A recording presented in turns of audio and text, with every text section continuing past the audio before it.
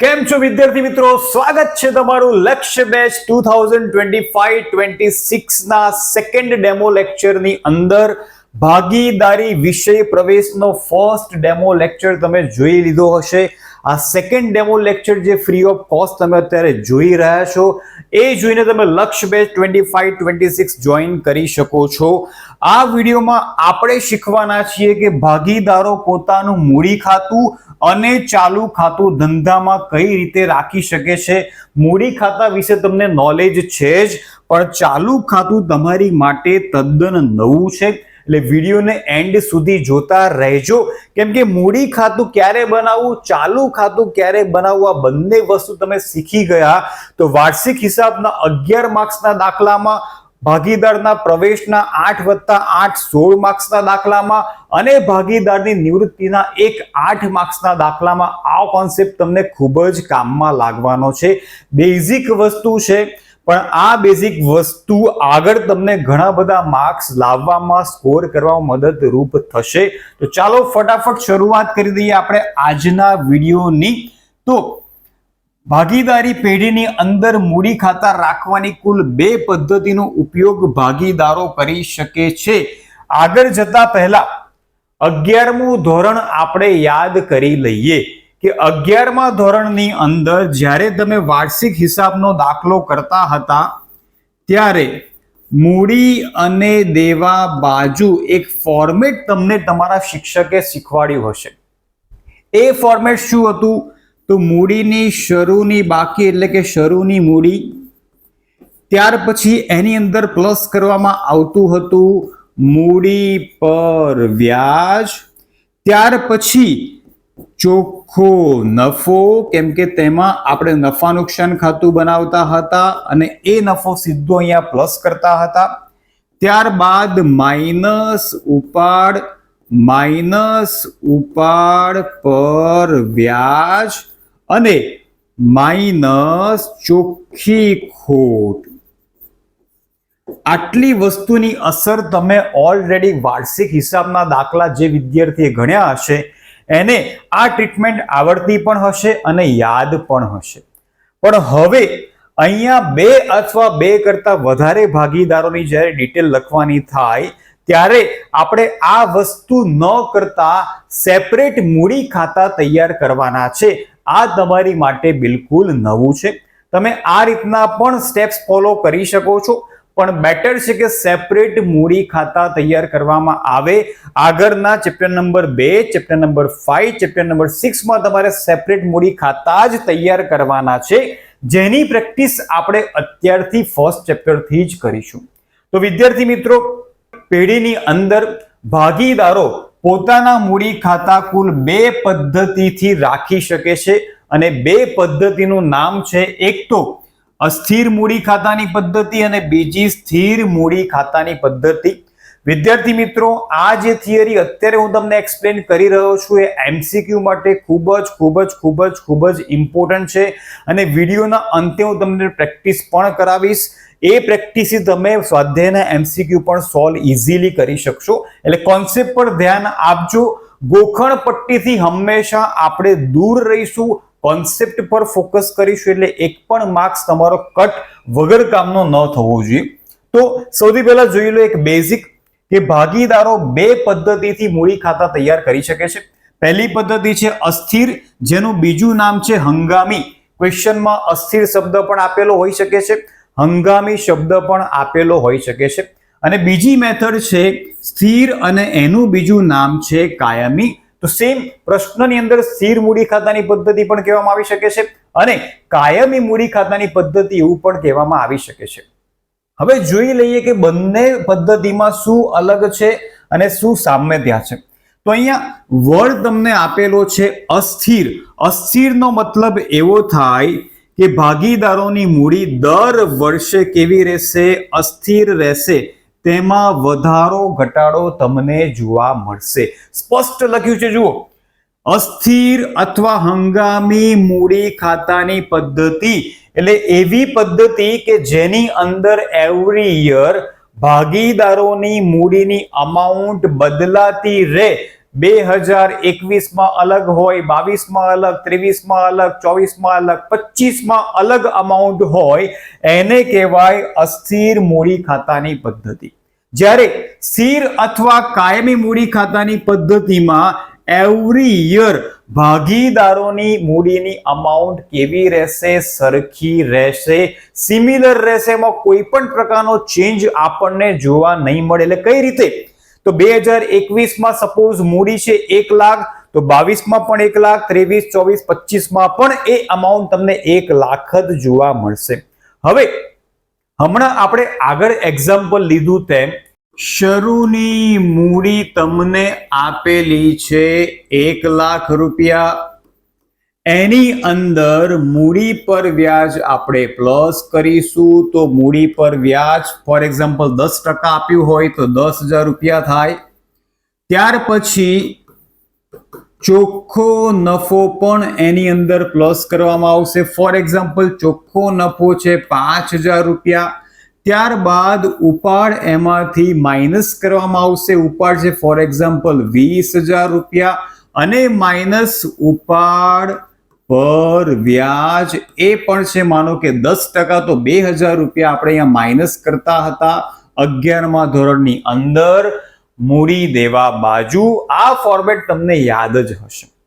અહીંયા જુઓ plus minus કરતા કરતા 1 લાખ વત્તા 10 વત્તા 5 એટલે 1,15,000, 1,15,000 ઓછા 20,000 95, 95 ઓછા 2 એટલે આન્સર આવશે અહીંયા 93,000. આ જે આન્સર મળ્યો એ મૂડીની આખરની બાકી કહેવાય, એટલે કે આખરની મૂડી કહેવાય. તો અહીંયા તમે જોઈ શકો છો કે શરૂની મૂડી 1 લાખ રૂપિયા છે. શરૂની એટલે વર્ષ શરૂ થાય ત્યારે, એટલે કે 1 એપ્રિલના દિવસે મૂડી છે 1 લાખ રૂપિયા અને વર્ષના અંતે છેલ્લો દિવસ તમને બધાને ખબર છે 31 માર્ચના રોજ મૂડી થઈ જાય છે. આ બધું પ્લસ માઇનસ કર્યા પછી 93,000. તો અહીંયા તમે જોઈ શકો છો જ્યારે શરૂઆતની મૂડી અને આખરની મૂડીમાં ફરક જોવા મળતો હોય એને કહેવાય અસ્થિર અથવા તો હંગામી મૂડી ખાતાની પદ્ધતિ. બસ આ જ વસ્તુ તમારે યાદ રાખવાની છે કે જે પદ્ધતિમાં મૂડીની રકમ દર વર્ષે બદલાતી હોય એની જાતે ન બદલાઈ જાય. જ્યારે આપણે આ બધા એડજસ્ટમેન્ટની અસર મૂડી ખાતે આપીશું, એમાં પ્લસ માઇનસ કરીશું એટલે અલ્ટિમેટલી મૂડીની અમાઉન્ટ બદલાશે જ. એને કહેવામાં આવશે અસ્થિર અથવા હંગામી મૂડી ખાતાની પદ્ધતિ. હવે મૂડી ચેન્જ કેમ થઈ? કેમ કે મૂડી પર વ્યાજ, ચોખ્ખો નફો, ઉપાડ ઉપર પર વ્યાજની અસર આપણે મૂડી ખાતામાં આપી એટલા માટે. તો આવા સંજોગોમાં આ પદ્ધતિમાં આપણે માત્ર એક જ ખાતું તૈયાર કરીશું અને એ છે મૂડી ખાતું. કેમ કે બધી અસર માત્ર અને માત્ર મૂડી ખાતે જ આપવામાં આવશે. એટલે યાદ રાખજો અને કાન ખોલીને સાંભળી લો કે જ્યારે અસ્થિર મૂડી ખાતાની પદ્ધતિ કીધું હોય કે હંગામી મૂડી ખાતાની પદ્ધતિ કીધું હોય ત્યારે મૂડી પર વ્યાજ, ચોખ્ખો નફો, ઉપાડ ઉપર પર વ્યાજ અથવા ચોખ્ખી ખોટની અસર મૂડી ખાતે જ આપવામાં આવશે. આ તમારે યાદ રાખવાનું છે. હવે 11th ની અંદર નફો અથવા તો ખોટ આપણે નફા નુકસાન ખાતેથી લાવતા હતા, જેને આપણે ચોખ્ખો નફો અથવા ચોખ્ખી ખોટ કહીએ છીએ. 12th ની અંદર નફા નુકસાન ખાતા પછી એક વધારાનું ખાતું આપણે તૈયાર કરીશું જેને કહેવામાં આવે છે નફા નુકસાન ફાળવણી ખાતું. એમાંથી જે નફો મળશે એને કહેવામાં આવે છે વહેંચણી પાત્ર નફો અથવા તો વહેંચણી પાત્ર ખોટ. એટલે અહીંયા એક ચીજ તમારે યાદ રાખવાનો છે. 11મા સુધી ચોખ્ખો નફો હતો કેમ કે ત્યાં ભાગીદારી નહોતી. હવે ચોખ્ખા નફાની જગ્યાએ આપણે વહેંચણી પાત્ર નફો અથવા વહેંચણી પાત્ર ખોટનો ઉપયોગ કરીશું. તો આ વસ્તુ તમારે યાદ રાખવાની છે. હવે સ્થિર મૂડી ખાતાની પદ્ધતિ. મૂડી સ્થિર ત્યારે જ રહી શકે વિદ્યાર્થી મિત્રો જ્યારે મૂડીની શરૂઆતની બાકીમાં આ એક પણ અસર આપવામાં ન આવે. આ બધું જ આપણે કાઢી નાખીએ અથવા તો અસર ન આપીએ તો જુઓ શરૂની જેટલી મૂડી છે એટલી જ મૂડી આખરમાં પણ રહેશે, એટલે કે 1 લાખ રૂપિયા જ રહેશે. તો તો એને કહેવામાં આવે છે સ્થિર અથવા કાયમી મૂડી ખાતાની પદ્ધતિ. ડેફિનેશન બોલું છું, ધ્યાનથી સાંભળજો. જે પદ્ધતિમાં મૂડીની શરૂઆતની રકમ અને આખરની રકમ એટલે કે આખરની મૂડીમાં આખરની બાકીમાં કોઈ ચેન્જ જોવા ન મળતો હોય તેને સ્થિર અથવા કાયમી મૂડી ખાતાની પદ્ધતિ કહેવાય. પણ ચેન્જ ક્યારે જોવા ન મળે? જ્યારે આ બધું પ્લસ માઇનસ ન કરીએ તો જ મૂડીની અમાઉન્ટ સેમ રહેશે. જો એક પણ અસર આપણે આપી દઈશું તો મૂડીની અમાઉન્ટ બદલાઈ જશે, અસ્થિર થઈ જશે. એનો મતલબ એ થયો કે અહીંયા મૂડી ખાતું તૈયાર કરવાનું જ છે, કેમ કે આ પદ્ધતિ જ મૂડી ખાતા રાખવાની છે, તો બંનેમાં મૂડી ખાતું તો આવશે જ. પણ મેં હમણાં જ કીધું કે મૂડી પર વ્યાજ, નફો, ઉપાડ પર વ્યાજ અથવા ખોટની અસર મૂડીમાં આપવાની નથી, તો ક્યાં આપવી એની માટે એક સેપરેટ અલગથી ખાતું તૈયાર કરીશું જેનું નામ છે ચાલુ ખાતું. તો અહીંયા આપણે કુલ 2 ખાતા તૈયાર કરીશું, એક મૂડી ખાતું અને બીજું ચાલુ ખાતું. તો યાદ રાખજો, સ્થિર મૂડી ખાતાની પદ્ધતિમાં મૂડીની રકમને સ્થિર રાખવા માટે આ બધા એડજસ્ટમેન્ટની અસર આપવા માટે એક બીજું અલગથી ખાતું તૈયાર કરવામાં આવશે જેને કહેવામાં આવે છે ચાલુ ખાતું. ઇન શોર્ટ, એક ડિફરન્સ બંને વચ્ચેનો સમજી લો. અસ્થિર અથવા હંગામી કીધું હોય ત્યારે એક જ ખાતું બનશે એટલે કે મૂડી ખાતું, અને જ્યારે સ્થિર અથવા કાયમી કીધું હોય ત્યારે 2 ખાતા તૈયાર કરવામાં આવશે, મૂડી ખાતું અને ચાલુ ખાતું. અસ્થિર મૂડી ખાતાની પદ્ધતિમાં મૂડી પર વ્યાજ, નફો, ઉપાડ ઉપર વ્યાજ બધાની અસર મૂડી ખાતે જ આપવામાં આવશે. જ્યારે સ્થિર અથવા કાયમી મૂડી ખાતાની પદ્ધતિની અંદર મૂડી પર વ્યાજ, નફો, ઉપાડ અને ઉપાડ પર વ્યાજની અસર મૂડી ખાતાની જગ્યાએ ચાલુ ખાતે આપવામાં આવશે. આ મેઇન ડિફરન્સ તમારે યાદ રાખવાનો છે. એમસીક્યુ માટે, થિયરી માટે ખૂબ જ ઇમ્પોર્ટન્ટ છે. આગળ વધીએ તો થોડી ચર્ચા કરી લઈએ. ગુજરાતની મોસ્ટ એફોર્ડેબલ બાર કોમર્સની બેચ એટલે કે લક્ષ્ય બેચ 2025-26 જેને તમે જોઈન કરીને તમારું લક્ષ્ય પૂરું કરી શકશો. 90+, 95+, 98+, 100 માર્ક્સ સુધી સ્કોર કરી શકશો. લક્ષ્ય બેચની પ્રાઇસ રાખવામાં આવી છે ઓનલી ₹1499. 4000 માં તમને મોટું ડિસ્કાઉન્ટ મળી જવાનું છે. 2500 નું સીધું ડિસ્કાઉન્ટ. એની માટે યુઝ કરવાનો છે કૂપન કોડ લક્ષ્ય 100. કૂપન કોડનો તમે ઉપયોગ કરશો એટલે 4000 ની very most important conceptual batch તમને પડશે માત્ર 1499 પર મંથ. વાત કરીએ ને વિદ્યાર્થી મિત્રો તો મહિનાના ખાલી ₹125 જ થાય છે. આટલી મોટી ડીલ તમને ગુજરાતમાં કોઈ પણ શિક્ષક નહીં આપી શકે. કોન્સેપ્ચ્યુઅલ અને ક્વોલિટી એજ્યુકેશન, ગેરંટીડ સક્સેસ વાળી બેચ એટલે કે લક્ષ્ય બેચ હમણાં જ જોઈન કરો. Only ₹1499 per month. જોવા જઈએ કોસ્ટ કાઢીએ તો માત્ર ₹125 જ પડે છે. તો હમણાં જ નીચે લિંક આપેલી છે, the commerce junction application download કરી દો, રજીસ્ટ્રેશન કરાવી દો અને સબસ્ક્રિપ્શન કરી લો. માત્ર 1499 માં તમે કોમર્સના મુખ્ય બંને વિષયોની ડિટેલમાં વિડીયોઝ લેક્ચર જોઈને સ્ટડી કરી શકશો. તો હમણાં જ ડાઉનલોડ કરો અને બેચ જોઈન કરી દો. પછી પાછળથી કહેતા નહીં કે સર અમને ખબર નથી, અમારા માર્ક્સ ઓછા આવ્યા, અમે જોઈન કરી હોત તો સારું. તો હવે આગળ વધીએ.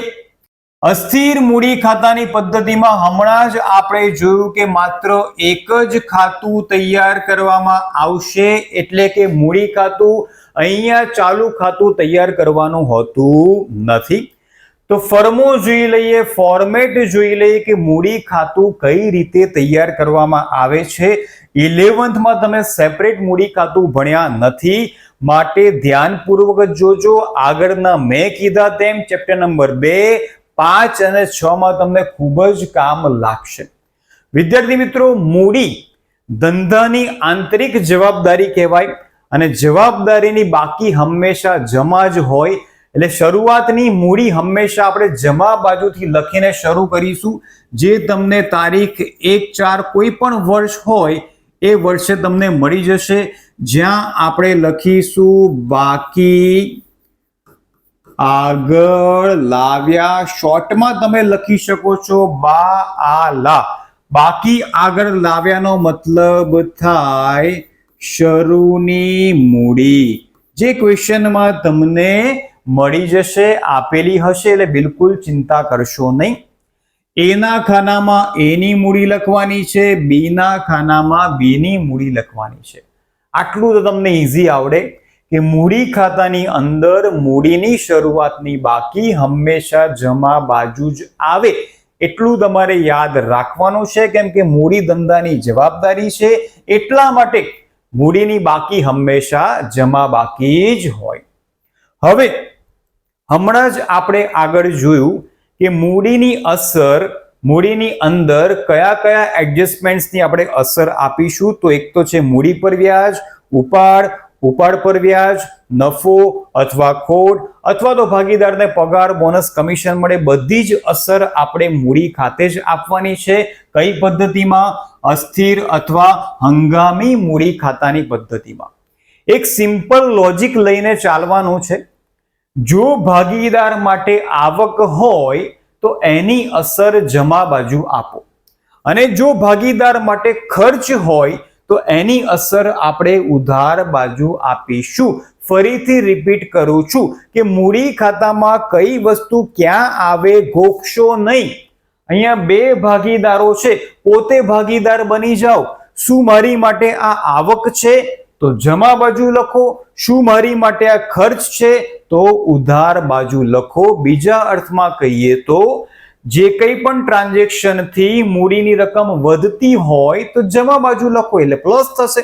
કોઈ ટ્રાન્ઝેક્શન થી મૂડીની અમાઉન્ટ ઘટતી હોય તો માઇનસ થશે, તો ઉધાર બાજુ આપણે એની નોંધ કરીશું.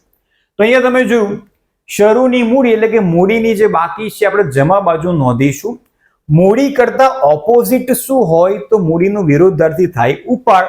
તો મૂડી જમા બાજુ નોંધાય મૂડી ખાતામાં, તો ઉપાડ મૂડી ખાતામાં ઉધાર બાજુ નોંધવામાં આવશે. ઉપાડ ખાતે અહીંયા એ નો ઉપાડ અને અહીંયા બી નો ઉપાડ. હવે ઉપાડની તારીખ અલગ અલગ વર્ષ દરમિયાન હોઈ શકે છે, પણ જો કોઈ તારીખ તમને ક્લેરિફિકેશન કરેલ ન હોય તો ઓલવેઝ આપણે 31/3 કન્સિડર કરવાનું છે. તારીખ આપેલી હોય તો જે તે તારીખ લખો, પણ 99% કેસમાં તમને કોઈ ઉપાડની તારીખ કાં તો મૂડીની તારીખ આપેલી નહીં હોય, એટલે મૂડીમાં ઓલવેઝ 1/4 યાદ રાખવાનું છે અને ઉપાડની અંદર 31/3 તમારે યાદ રાખવાનું છે. હવે મૂડી પરનું વ્યાજ, તો મૂડી પર વ્યાજ ભાગીદારને મળે એટલે ભાગીદાર માટે આવક કહેવાય. આવક છે એટલે મૂડી ખાતાની જમા બાજુ નોંધવામાં આવશે. તો મૂડી પર વ્યાજ, ભાગીદાર એ નું વ્યાજ એના ખાનામાં, બી નું વ્યાજ બીના ખાનામાં. અહીંયા પણ તમારે તારીખ લખવાની છે 31 માર્ચ. જો કોઈ પ્રશ્નમાં મૂડી પર વ્યાજનો ટકાવારી દર આપેલો નથી તો લખવાની કોઈ જરૂર નથી. સામેની બાજુ આવી જઈએ. મૂડીની નીચે મૂડી પર વ્યાજ, કેમ કે ભાગીદાર માટે આવક છે, એ જ રીતે ઉપાડ પર વ્યાજ ભાગીદાર માટે ખર્ચ છે, તો એની અસર ઉધાર બાજુ આપણે આપીશું. ઉપાડ પર વ્યાજ સિમ્પલ કોન્સેપ્ટ છે, સિમ્પલ વસ્તુ તમારે યાદ રાખવાની છે. આવક છે, ફાયદો છે, જમા કરો, નુકસાન છે, ખર્ચ છે તો ઉધાર કરો. હવે આ સિવાય ભાગીદારને પેઢીમાંથી પગાર પણ મળી શકે છે, બોનસ પણ મળી શકે છે અને કમિશન પણ મળી શકે છે. તો આ ત્રણ વસ્તુ ભાગીદાર માટે આવક જ થઈ કહેવાય, તો એની અસર પણ મૂડી ખાતામાં જમા બાજુ આવશે. તો ભાગીદારને પગાર અથવા તો બોનસ અથવા તો કમિશન આ ત્રણેયની અસર જો પ્રશ્નમાં આપેલી હોય તો જ લખવાની છે. એની અસર ઓલવેઝ જમા બાજુ આપવામાં આવશે, કેમ કે આ ત્રણ વસ્તુ ભાગીદાર માટે આવક છે. હવે તમને એવું થાય કે શું ભાગીદાર જ ધંધામાંથી પોતે જાતે જ માલિક પગાર લેશે? તો યસ, એ વસ્તુ પોસિબલ છે. સક્રિય ભાગીદાર એટલે કે જે પોતાનો પૂરેપૂરો સમય ધંધામાં આપતો હોય એ ભાગીદાર પગાર લઈ શકે છે. ત્યાર પછી બોનસ, બંને ભાગીદારને કોઈ વાર્ષિક અથવા તો કોઈ નિશ્ચિત તારીખે બોનસ પણ મળી શકે છે. કમિશનની વાત કરીએ તો ટાર્ગેટ અચીવ થાય, જેમ સેલ્સમેનને કમિશન મળે છે એમ ભાગીદારને પણ કમિશન મળી શકે છે. ત્યાર પછી વર્ષના અંતે નફા નુકસાન ખાતામાંથી જે કંઈ પણ ચોખ્ખો નફો અથવા તો ચોખ્ખી ખોટ મળશે એ મેં તમને પહેલા કીધું એમ નફા નુકસાન ફાળવણી ખાતામાં ટ્રાન્સફર કરવામાં આવશે. એ ખાતું બંધ કર્યા પછી આપણને મળશે વહેંચણી પાત્ર નફો અથવા તો વહેંચણી પાત્ર ખોટ.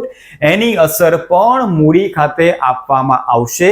નફા નુકસાન ફાળવણી ખાતું શું છે આપણે નેક્સ્ટ વિડીયોમાં ડિટેલમાં સમજવાના છે, એટલે બિલકુલ પણ ચિંતા કરશો નહીં. તો 31/3 અહીંયા વહેંચણી પાત્ર નફો ભાગીદારોના પ્રમાણની અંદર નફાની વહેંચણી કરવામાં આવશે. જો કદાચ ખોટ હોય તો ઉધાર બાજુ નોંધીશું, કેમ કે ખોટથી મૂડીની રકમ ઘટશે. તો અહીંયા લખશું વહેંચણી પાત્ર ખોટ, એના ખાનામાં એની રકમ, બીના ખાનામાં બીની રકમ. વિદ્યાર્થી મિત્રો, હવે મૂડી ખાતાનો સરવાળો કરીશું. જમા બાજુના સરવાળામાંથી ઉધાર બાજુની બધી જ રકમ માઇનસ કરતા આપણને અહીંયા એક તફાવતની રકમ મળશે, જેને કહેવાય બાકી આગળ લઈ ગયા, એટલે કે મૂડીની આખરની બાકી. આ પણ 31/3 આખરની બાકી છે, એટલે છેલ્લી તારીખ આવશે 31 માર્ચ. આટલી જ વસ્તુ મૂડી ખાતામાં તમારે યાદ રાખવાની છે. ફરી એકવાર રિપીટ કરી દઈએ. શરૂઆત કરીશું જમા બાજુથી, બાકી આગળ લાવ્યા એટલે કે મૂડીની શરૂઆતની બાકી. ત્યાર પછી મૂડી પર વ્યાજ જમા કરો, ભાગીદારનો પગાર બોનસ કમિશન હોય તો જમા કરો, વહેંચણી પાત્ર નફો જમા કરો. ઉધારમાં શું આવશે? ઉધારમાં ત્રણ જ વસ્તુ પોસિબલ છે. પહેલું ઉપાડ પર વ્યાજ અને વહેંચણી પાત્ર ખોટ. ત્યાર પછી ખાતું બંધ કરો અને ઉધાર બાજુમાં ડિફરન્સ ઓલવેઝ આવશે, જેને કહેવામાં આવે છે બાકી આગળ લઈ ગયા. અહીંયા તમને શરૂઆતની મૂડી જે ક્વેશ્ચનમાં આપેલી હશે અને આ તમારે જાતે શોધવાની છે, એટલે કે ડિફરન્સ અમાઉન્ટ તમને મળશે, એને કહેવાય મૂડીની આખરની બાકી, એટલે કે બાકી આગળ લઈ ગયા. તો વિદ્યાર્થી મિત્રો, જ્યારે અસ્થિર મૂડી ખાતાની પદ્ધતિ આપણે ફોલો કરતા હોઈએ, મોસ્ટલી દાખલા તમને આ જ પદ્ધતિના જોવા મળશે, જેમાં માત્ર તમારે મૂડી ખાતું જ તૈયાર કરવાનું હોય છે. તો આટલું તમારે યાદ અહીંયા રાખવાનું છે. આ જ વસ્તુ તમને આગળના ચેપ્ટર્સમાં કામ લાગશે. આગળ વધીએ. જ્યારે ક્વેશ્ચનની અંદર સ્થિર અથવા તો કાયમી મૂડી ખાતાની પદ્ધતિ કીધું હોય એવા સંજોગોમાં આપણે કુલ 2 ખાતા તૈયાર કરવા પડશે. એક મૂડી ખાતું અને બીજું ચાલુ ખાતું. તો આ છે મૂડી ખાતું અને ત્યાર પછી આપણે તૈયાર કરીશું ભાગીદારોના ચાલુ ખાતા. તો આ પદ્ધતિમાં જોઈ લઈએ કે કઈ રકમ મૂડી ખાતામાં આવશે અને કઈ રકમ ચાલુ ખાતામાં આવશે. આગળ જોયું તેમ મૂડી ખાતામાં શરૂઆતની બાકી અને આખરની બાકીમાં કોઈ ફરક પડવાનો નથી. શરૂઆત ઓલવેઝ જમા બાજુથી જ કરીશું. બાકી આગળ લાવ્યા પહેલી તારીખ 1/4, જે પણ તમને વર્ષ આપ્યું હોય એ વર્ષ તમારે પાછળ લખી દેવાનું છે. એના ખાનામાં એની મૂડી, બીના ખાનામાં બીની મૂડી. હવે જ્યારે પેઢી સ્થિર મૂડી ખાતાની પદ્ધતિ ફોલો કરતી હોય ત્યારે મૂડી પર વ્યાજ, ઉપાડ પર વ્યાજ, ભાગીદારને પગાર, બોનસ, કમિશન, વહેંચણી પાત્ર નફો, વહેંચણી પાત્ર ખોટ, એક પણ અસર તમારે મૂડી ખાતામાં આપવાની નથી. તો બસ સરવાળો ફટાફટ કરી દેવાનો, જેટલી અમાઉન્ટ જમામાં છે એટલો જ ડિફરન્સ તમને ઉધાર બાજુમાં પણ મળી જશે. અહીંયા તારીખ આવશે 31/3, બાકી આગળ લઈ ગયા. જેટલી અમાઉન્ટ શરૂઆતની બાકીની હશે એટલી જ અમાઉન્ટ તમને આખરની બાકીની પણ મળી જશે. અહીંયા 1 લાખ તો અહીંયા પણ 1 લાખ, બીના 1.5 લાખ તો અહીંયા પણ બીના 1.5 લાખ. એટલા માટે જ આ પદ્ધતિને સ્થિર મૂડી ખાતાની પદ્ધતિ કહેવામાં આવે છે. તો હવે ઉપાડ ઉપર પર વ્યાજ, મૂડી પર વ્યાજ બધું નોંધવું ક્યાં, એની માટે સેપરેટ એકાઉન્ટ આપણે તૈયાર કરીશું, જેનું નામ છે ભાગીદારોના ચાલુ ખાતા. આ વસ્તુ તમારે યાદ રાખવાની છે. એક્ઝામની અંદર અથવા તો દાખલાની અંદર ક્યારે કયું ખાતું બનાવવું એ ડિટેલમાં આપણે આગળ દાખલામાં શીખવાના જ છીએ.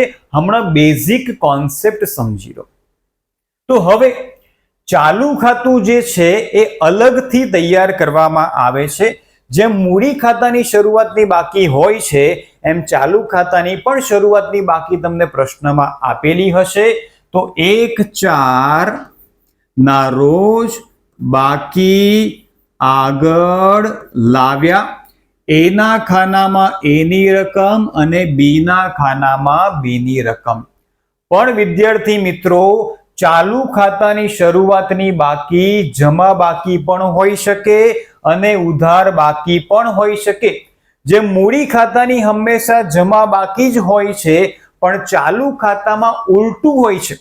ચાલુ ખાતામાં જમા બાકી પણ પોસિબલ છે અને ઉધાર બાકી પણ પોસિબલ છે, જે આપણે આગળ દાખલાઓમાં સમજીશું. તો જો તમને જમા બાકી આપેલી હોય તો જમા બાજુ રકમ લખો, અને ઉધાર બાકી આપેલી હોય પ્રશ્નમાં તો તમારે ઉધાર બાજુ અમાઉન્ટ લખવાની છે. ઘણા ક્વેશ્ચનમાં તમને એવું પણ જોવા મળશે, એક ભાગીદારની રકમ જમા બાજુ આપેલી હોય અને બીજા ભાગીદારની રકમ તમને ઉધાર બાજુમાં આપેલી હોય. તો એ રીતના તમારે શરૂઆતની બાકીની અસર આપવાની છે.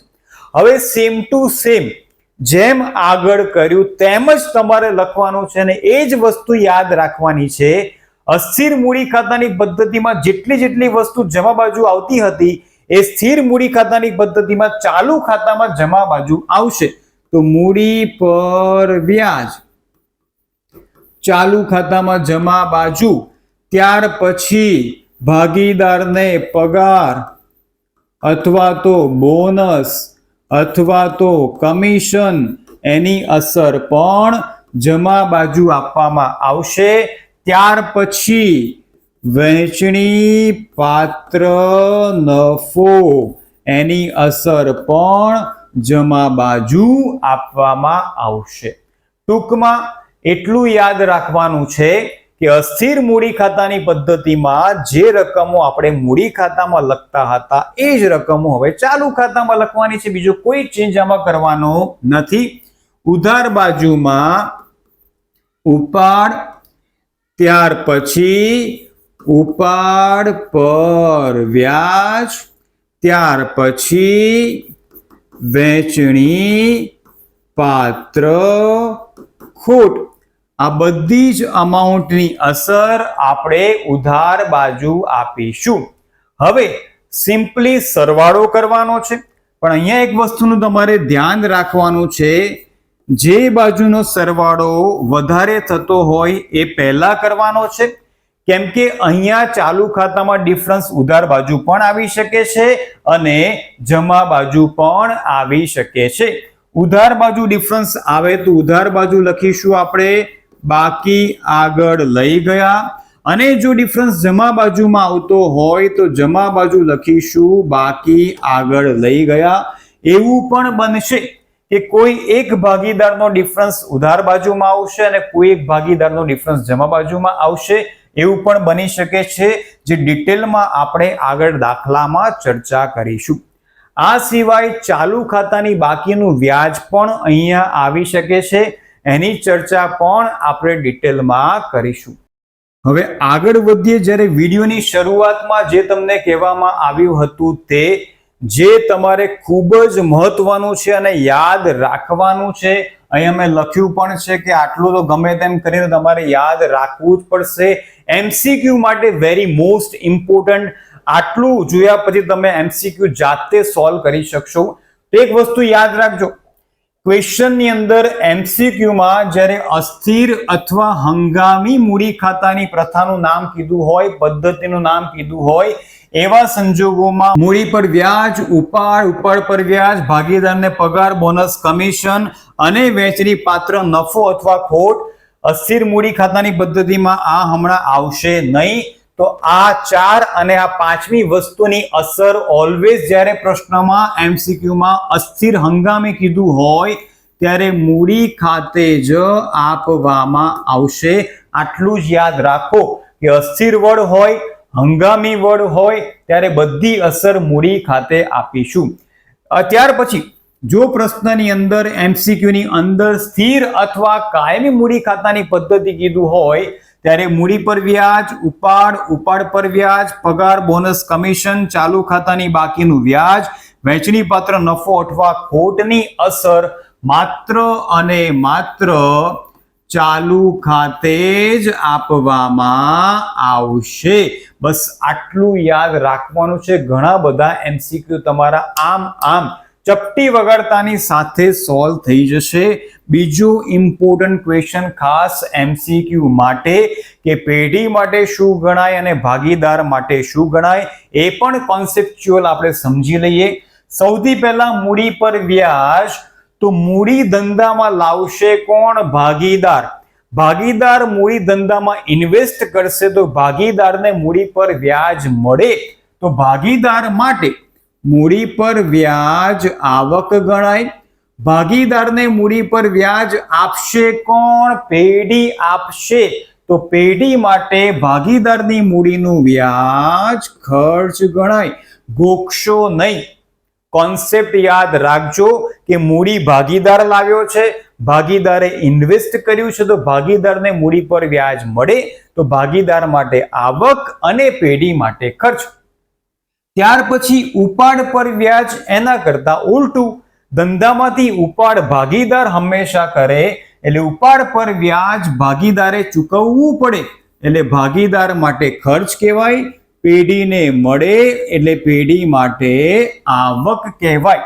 ત્યાર પછી ભાગીદારને પગાર મળે કે બોનસ મળે કે કમિશન મળે, પેઢી ભાગીદારને આપશે એટલે ભાગીદાર માટે સિમ્પલી આવક કહેવાય અને પેઢી માટે ખર્ચ કહેવાય. પહેલો જ MCQ મૂડી પર વ્યાજનો છે, જોઈ લેજો, તમને આઈડિયા આવી જશે.